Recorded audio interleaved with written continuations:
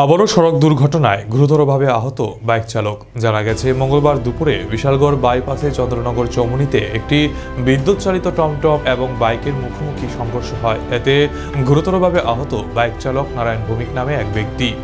খবর পেয়ে বিশালগড় অগ্নি নির্বাপক দপ্তরের কর্মীরা ঘটনাস্থলে দ্রুত ছুটে গিয়ে গুরুতর আহত অবস্থায় বাইক চালককে উদ্ধার করে বিশালগড় মহকুমার হাসপাতালে নিয়ে আসে। বর্তমানে তার অবস্থা আশঙ্কাজনক বলে জানা গেছে।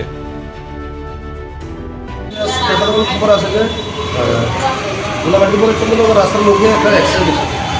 খবর পাওয়ার সঙ্গে সঙ্গে আমরা গেলাম, গিয়ে দেখলাম যে একটা অটো, ইলেকট্রিক অটো এবং একটা বাইকের মুখোমুখি সংঘর্ষ হয়েছে।